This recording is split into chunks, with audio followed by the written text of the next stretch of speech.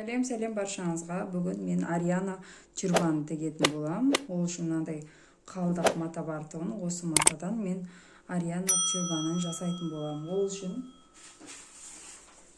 алдыңғы видеода айтқанымдай мынандай дайын лекала жасап қойғанмын. Осы лекаламенен Ариана тюрбанын тігетін боламыз. Әуелі қойып лекаламызды детальдардың барлығын дайындап қоямын. Дайындап қойған лекаламыздан осындай екі бөлік қиып алдым. Және гүлдері артында тұратын 3 бөлік керек бұдан. Және артындағы резинкаға осындай бөлік керек. Енді ең әуелі мына маңдайшасын қосып 1 см қосып тігетін болам.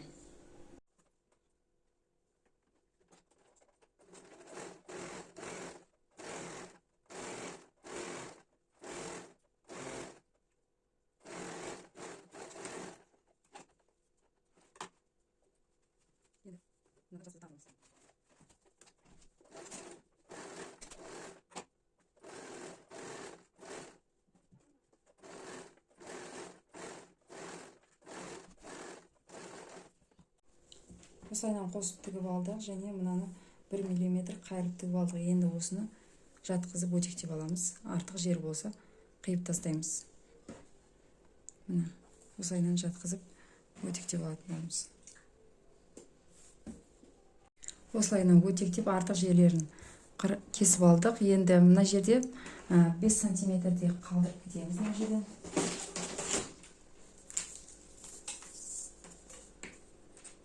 нарадан осыны теріс бөлікке айналдырып аламыз. Әуелі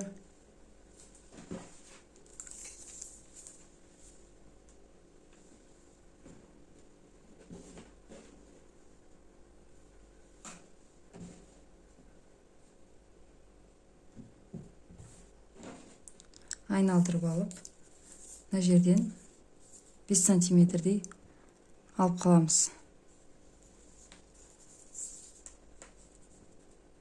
5 немесе 4 см. Екі жағынан да солай алып, мына жақтан 1 см тігіп шығатын боламыз. Мына жақтан да 5 см, және мына жақтан да 5 см айналдырып тігіп аламыз. Мына осылайынан тігіп алдық. Енді мына қалдырған екі тесігіміз бар. Осыдан оң айналдыратын боламыз.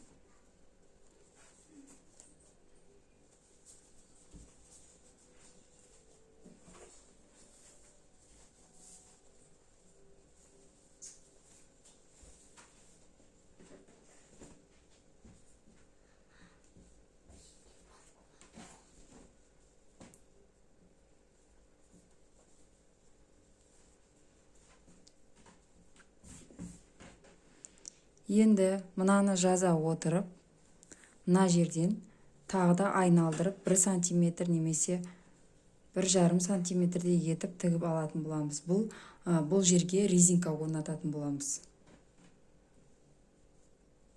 Негізі әуелі жақсылап өтектеп алу керек. Сол кезде жақсы жататын болады. Міне айналдырып осылайынан тігіп алдық. Бұл тігіс не үшін? Бұған резинка өтетін болады. Міне екі жеріндегі тесігі бар. Оны қалдырдық. Дәл солай етіп. Енді бұған біз 15 см-лік, негізі 15 см 1 см-лік резинка салуымыз керек. Менде онда резинка болмағандықтан мынаның ортасынан қиып алатын болам. Және де артына салу үшін мынадай 5 см резинка қажет. Яғни осындай резинка қажет болады. Мынаның ұзындығы 10 см, мен 8 см деп алғам. Өткен менің басым кішкене болғаннан кейін 8 см деп алдым. Сіз стандартқа сәйкес келсеңіз 10 см деп аласыз. Енді мынада мен 15 см өлшеп алатын болам. Соны ортасынан былайынан қиып алам. Мына 15 см резинамыз дайын. Бұны мына тесіктен өткізетін боламыз.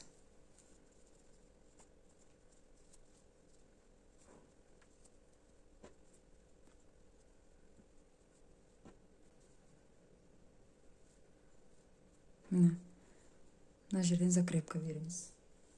Енемен қадап алайын.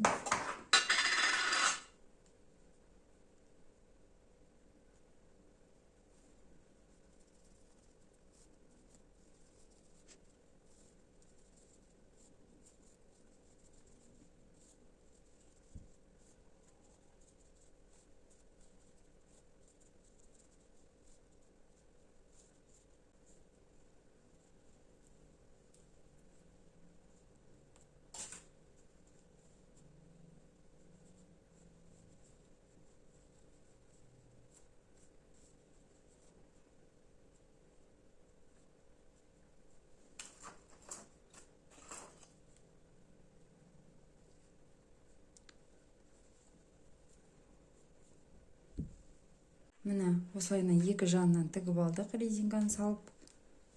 Міне ендігі кезекте мына резинамызды қондыруымыз керек. Ол үшін мынадай бөлік бар тұғын 20-да 10. Осы бөлікті бірінші қайырып тігіп аламыз.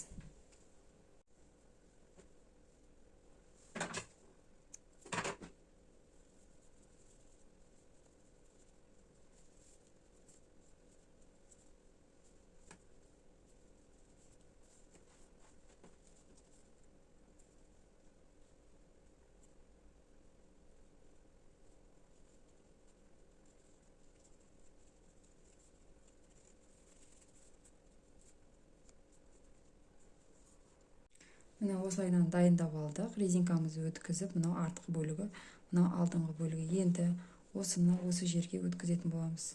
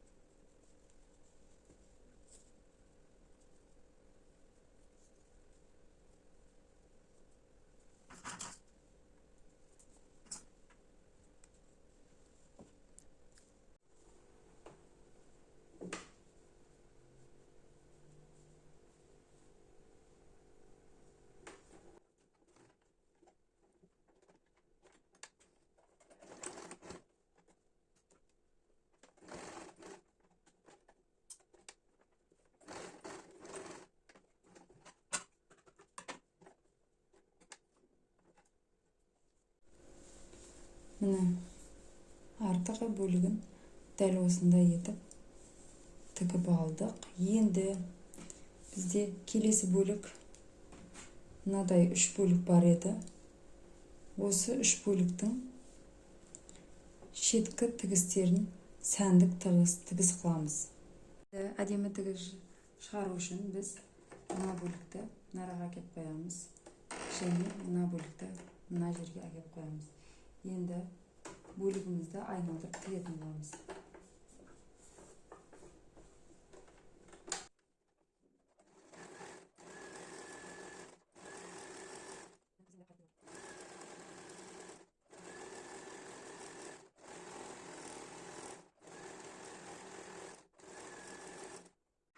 Үш бөлігімізді осылай етіп жасап аламыз. Мынадай тігістер пайда болады. Енді осыны біз қақ ортасын табамыз. Қақ ортасын тауып, осылайынан белгілеп аламыз.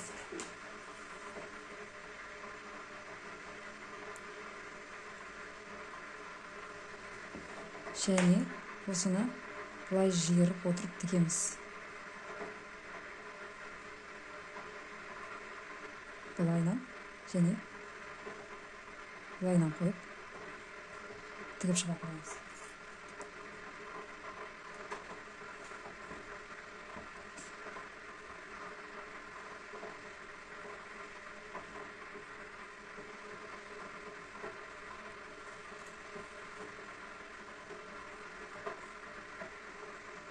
Осылайынан тігіп аламыз.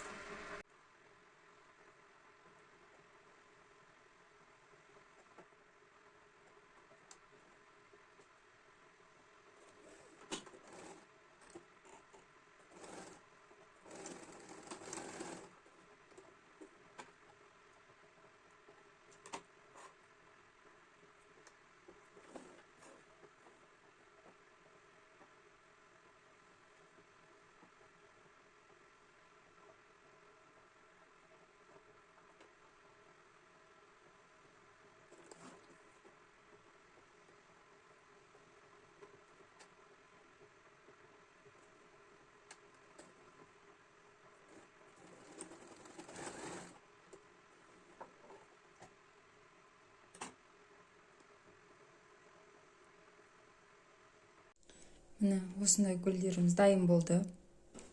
Осындай 3 гүліміз дайын болды. Енді оны Ариананың артына орналастыратын боламыз. Мыналарды әдемілеп жиырып аламыз. Реттеп.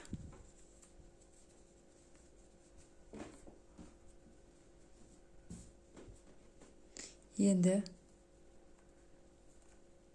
гүлдің орнататын боламыз. Ең бірінші гүл мынау арияның ортаңғы бөлігі резинканың осыған түсетін болады. Осы жерге тігеміз. Немесе қолының көмегімен тігіп алсаңыздар болады. Немесе машинканың көмегімен. Мен қолыммен тігіп шығамын. Міне екінші мынау жерге тігетін боламыз. Және үшінші мына жерге тігетін боламыз.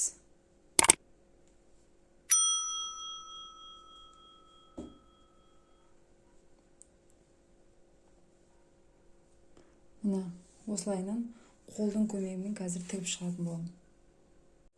Мына гүлдерімізді осылай орнатып алдым. Артқы бөлігіне енді бұл салбырап тұрмас үшін мынау орамалдың өзіне де бекітіп қоятын боламыз. Мына үш жерден, мына жерден және созбай осы қай жерге келіп тұр, сораға бекітіп қоятын боламын. Мына жерге, мынаның барлығы өз бір-бірімен бекіп, моншақ тік қойсаңыздар болады, немесе жай былай іліп қойсаңыздар болады. Мен енді бұларды моншақпенен тігіп шығатын боламын. Және алдыңғы бөлігіне де моншақ па немесе бірдеңе жабыстырсаңыздар да болады. Жан жақтарын осылайынан бекітіп алдық. Мына қолдың көмегімен енді кезекте мына орамалдың келіп тұрған жеріне кәдімгі орамалдың өзіне бекітеміз. Тартпаймыз, былай қалай жатады солай тігеміз. Әуелі мен мына жақтан кіргіземін. Және бекіткен жеріме сразу моншақ тігетін боламын. Әдемі болып тұр үшін осындай моншақтарды тігіп шығамын.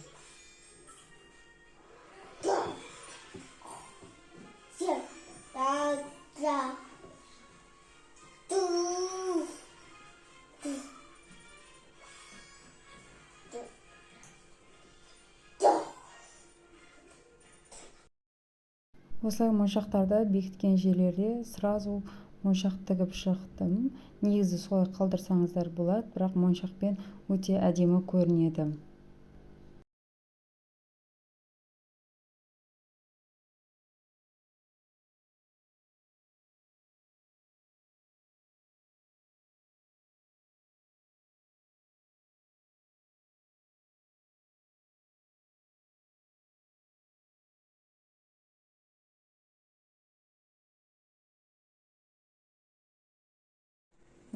Осындай әдемі ариан тюрбанын тігіп алдым.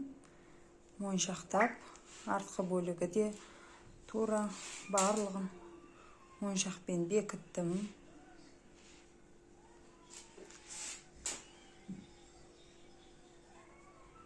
Осылай әдемі тюрбанды тігіп алсаңыздар болады.